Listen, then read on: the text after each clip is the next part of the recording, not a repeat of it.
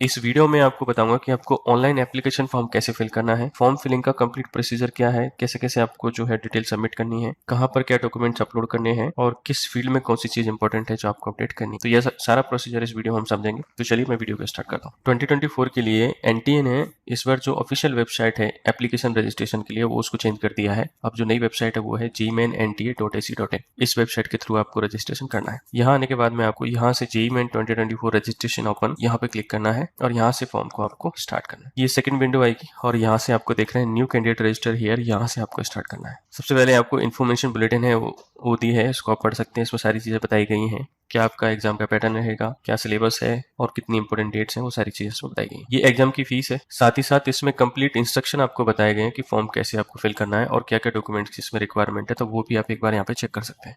अब देखिए उसके बाद में यहाँ पे इन्होंने बताया है कि आपको स्टार्टिंग में सबसे पहले ये बताना पड़ेगा कि आपके पास में कौन कौन से डॉक्यूमेंट्स है फॉर्म फिल करने के लिए। तो अगर आपके पास में जैसे डिजी लॉकर है या डिजी लॉकर नहीं है या आपके पास में एबीसी आईडी है या आपके पास में पासपोर्ट है, पैन कार्ड है, आधार कार्ड है, तो इनमें से कौन सी चीज आपके पास है वही आपको क्लिक करके और आगे प्रोसेस करना है और वही डॉक्यूमेंट्स का नंबर आपको यहाँ पे सबमिट करना है। तो मेजरली ज्यादातर बच्चों के पास में अपना आधार नंबर होता है, तो आपको आधार नंबर यहाँ सबमिट करना है और उसके बाद में आपको फॉर्म को प्रोसेस करना है। उसके बाद में एग्जाम सेंटर पे आपको अपनी आईडी वेरीफाई करवानी पड़ेगी। तो उसके लिए आप क्या आधार को वेरीफाई करवाना है या नहीं वेरीफाई करवाना, वो वाले स्टेप आपको यहाँ पे सबमिट करने हैं।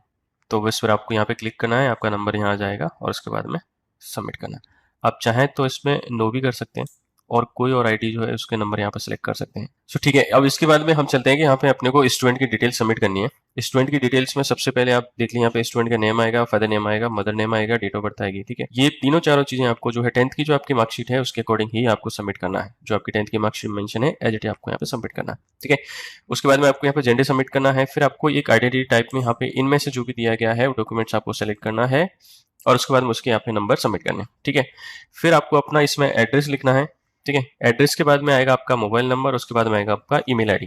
ठीक है, मोबाइल नंबर और ईमेल आईडी जिसको आप चेक करते हैं प्रॉपर आप ही का होना चाहिए, क्योंकि इस पे अभी तो रजिस्ट्रेशन का टाइम पे एक तो ओटीपी सबमिट करना है आपको और दूसरा जितनी भी इंपॉर्टेंट इन्फॉर्मेशन होंगी वो सारी आपको मोबाइल ईमेल पे मिलेंगी। तो आप इनको बहुत ही क्रॉस चेक करके और सही से सबमिट करें।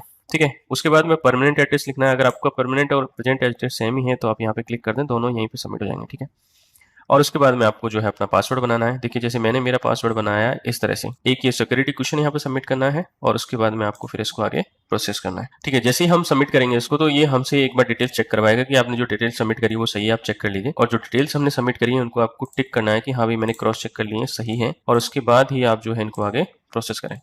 ठीक है, अब सबमिट एंड सेंड ओटीपी करना है आपको। अब आपके ईमेल पर सबसे पहले ओटीपी आएगा, वो आपको सबमिट करना है। मोबाइल पर ओटीपी आपके अभी नहीं, बाद में आएगा जब आपका फॉर्म सबमिट हो जाएगा। मतलब फाइनल जब आप फॉर्म सबमिट करेंगे उस टाइम पे आपके मोबाइल पर ओटीपी वेरीफाई होगा, सबसे पहले ईमेल पे होगा।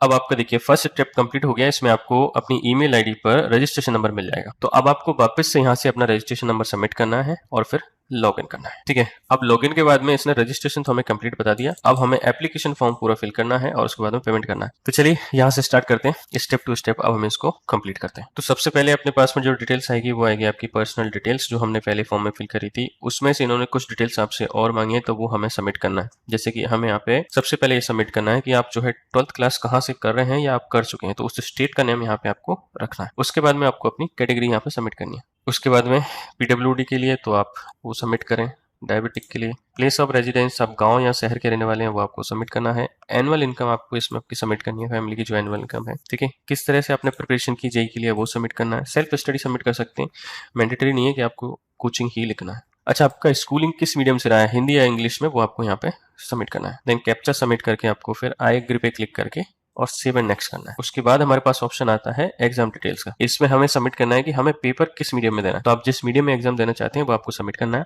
उसके बाद में आपको यहाँ पे सबमिट करना है कि किस एग्जाम के लिए आप अप्लाई कर रहे हैं। बीटेक का एग्जाम दे रहे हैं आप, अगर उसके साथ में आपको आर्किटेक्चर और प्लानिंग का भी देना है तो आप टिक कर लें, अदरवाइज ये तो आपको टिक करना ही है। ठीक है, अभी आप जनवरी सेशन के लिए फॉर्म भरना है या आपको दोनों के लिए भरना है, उस अकॉर्डिंग आप यहाँ पे सबमिट कर सकते हैं। ठीक है, अब यहाँ पे कुछ फील्ड आ जाते हैं जो आपको सबमिट करने हैं कि जैसे आपके फादर की क्या ऑक्यूपेशन है, क्या उनकी क्वालिफिकेशन है, मदर की क्या ऑक्यूपेशन है, क्वालिफिकेशन है, तो ये सबमिट करना है आपको। देन उसके बाद में आपको यहाँ पे अपने एग्जाम के सेंटर सबमिट करने हैं। ठीक है, अब देखिए इन्होंने मुझे फर्स्ट जो चॉइस है उसमें स्टेट सिर्फ राजस्थान दिया है। ये क्यों दिया है, क्योंकि जो एड्रेस है वो मैंने राजस्थान रखा है तो इसलिए इन्होंने मेरे को राजस्थान में भी दिया है। तो ये आप चेक कर लें कि अगर आप एड्रेस अपना चेंज करते हैं तो ये आपको जो है एग्जाम की चॉइस ऑफ सिटी वो है उस स्टेट में दे सकते हैं, क्योंकि ये उन बच्चों के लिए थोड़ा डिफिकल्ट रहेगा जो बच्चे रहने वाले यूपी बिहार के या दिल्ली के हैं और वो कोटा या जयपुर में कोचिंग कर रहे हैं और उनको एग्जाम जो है अपना कोटा में है या जयपुर में देना है। तो वो एक बार चेक कर लें कि अगर वो अपना एड्रेस कोटा का ही सबमिट करते हैं तो मेरे हिसाब से उनको सेंटर कोटा के मिल जाएंगे। ठीक है, इसमें आपको एक बात का ध्यान रखना है कि चॉइस ऑफ सेंटर आपको 4 ऑप्शन दिए, चारों में अलग अलग सबमिट करना पड़ेगा, आप एक ही नहीं रख सकते और उसके बाद फिर आपको सबमिट करना है। अब हम आ जाते हैं नेक्स्ट फील्ड में जहाँ पे है हमें एजुकेशनल डिटेल्स जो है सबमिट करनी है। ठीक है, तो सबसे पहले हमें 10th की डिटेल सबमिट करनी है। 10th आपने पास कर ही ली होगी, उसके बाद में आपने किस ईयर में पास किया वो आपको यहाँ पे सबमिट करना होगा। स्कूलिंग आपकी कहाँ से थी, मतलब गाँव से या शहर से, वो सबमिट करना है। स्कूल गवर्नमेंट था या प्राइवेट था वो आपको सबमिट करना है, और आपका स्टेट क्या था स्कूल का, और डिस्ट्रिक्ट क्या था वो भी सबमिट करना है आपको। स्कूल का बोर्ड क्या था आपको वो भी सबमिट करना है। आपके स्कूल का जो नेम है वो आपको सबमिट करना है जो आपकी मार्कशीट में यहाँ लिखा हुआ है, और स्कूल का जो एड्रेस है वो लिखना है आपको, है ना। फिर स्कूल का जो पिन कोड है, यहाँ पे काफ़ी सारे स्टूडेंट कंफ्यूज होते हैं कि ये स्कूल का जो पिन कोड है, कॉलेज का पिन कोड है, वो क्या होता है। मतलब इसमें आपको जो ये आपका स्कूल का एड्रेस है ना, उस एड्रेस के बाद स्कूल में पिन कोड क्या आता है वो एड्रेस का पिन कोड रखना है, ना कि स्कूल कॉलेज का कोई कोड आएगा। फिर आपके 10th के यहाँ पे रोल नंबर डालने हैं आपको। अच्छा, आपका 10th का रिजल्ट कैसे आया था, परसेंटेज में आया था या सीजीपीए में, उस अकॉर्डिंग आपको यहाँ पे वो डिटेल सबमिट करनी है। कितने मार्क्स थे आपकी, कितनी परसेंटेज थी, वो सारी सबमिट करनी है। और उसके बाद में सेम डिटेल्स आपको जो है 12th में सबमिट करनी है। सबसे पहले क्वालिफाइंग एग्जामिनेशन में आपको जो डिटेल्स है वो आप एंड वाला जो ऑप्शन है द फाइनल एग्जामिनेशन वाला, ये सबमिट कर सकते हैं। उसके बाद में आप 12th पास कर लिए तो पास रखना है। जो बच्चे इस साल 2024 में एग्जाम देंगे उनको अपेयरिंग सबमिट करना है, ये भी ध्यान रखना है। ठीक है, और उसके बाद में आपका पासिंग ईयर 12th का आपको सबमिट करना है। ठीक है, तो उसके बाद में आपको वो सारी डिटेल सबमिट करनी है जो 10th में आपने 10th क्लास की डिटेल सबमिट करी है, और उसके बाद में कैप्चा सबमिट करके आपको आगे प्रोसेस करना है। एक बात मैं और कहना चाहूंगा कि जब आप फॉर्म फिल कर रहे हैं तो बहुत जल्दी ना करें, देख देख एक फील्ड को प्रॉपर समझ के करें, क्योंकि कई बार टाइपिंग में ही मिस्टेक हो जाती है। और अगर आप साइबर कैफे या कहीं से भर रही मित्र से, तो वो लोग तो बहुत जल्दी फॉर्म फिल करते हैं तो कुछ भी गड़बड़ कर देते हैं। तो ध्यान रखें, अपनी एक एक फील्ड को प्रॉपर चेक करके समझ के करें कि क्या लिखा हुआ है। ठीक है, क्योंकि गलती हो जाती है तो फिर आप उस गलती की वजह से कितना डिस्टर्ब होते हो वो ज्यादा नुकसान होता है। यहाँ पे इन्होंने कुछ एडिशनल इन्फॉर्मेशन पूछी, जिसमें आपने पूछा है कि आप ट्विंस तो नहीं है, अगर ट्विंस हैं तो आप सबमिट कर दें डिटेल्स, नहीं है तो आगे प्रोसेस कर दें। इमरजेंसी कॉन्टैक्ट नंबर आपको उसके बाद में सबमिट करना है, और ये वेरीफाई भी होगा, तो ये सही नंबर आप सबमिट करें। तो आपको इमरजेंसी मोबाइल नंबर और ईमेल आईडी सबमिट करके और उसको आगे गेट ओटीपी पे क्लिक करना है, फिर इसको वेरीफाई भी करना है। ठीक है, उसके बाद में अपने पास ऑप्शन आ जाता है डॉक्यूमेंट्स अपलोड कर। अब देखिए इस बार इन्होंने कितना अच्छा काम किया है। इस बार आपका जो कैटेगरी सर्टिफिकेट है या नहीं बना तो उसकी जगह डिक्लेरेशन जो फॉर्म है उसका ऑप्शन ही नहीं दिया है अभी। डेफिनेटली आपको कैटेगरी सर्टिफिकेट बनवाना होगा, आप देना भी होगा इनको, बट फिलहाल इन्होंने जो ऑप्शन दिया है वो फोटोग्राफ सिग्नेचर का दिया है। तो फिलहाल आपको ना तो डिक्लेरेशन सबमिट करना है ना ही कैटेगरी सबमिट करनी है। मैंने ओबीसी कैटेगरी इसलिए ऑप्ट करी थी ताकि मैं देखना चाहूँ कि इसमें किस तरह से डॉक्यूमेंट अपलोड करने हैं, बट इन्होंने ऑप्शन ही नहीं दिया है। सो आप जस्ट अपना फोटोग्राफ और सिग्नेचर अपलोड करें। फोटो आपको रिसेंट का खिंचवाना चाहिए, जिसमें वाइट बैकग्राउंड होना चाहिए, बहुत ही क्लियर फोटो हो, और आपके सिग्नेचर जो आप करते हैं उस तरह से अपलोड करने हैं आपको।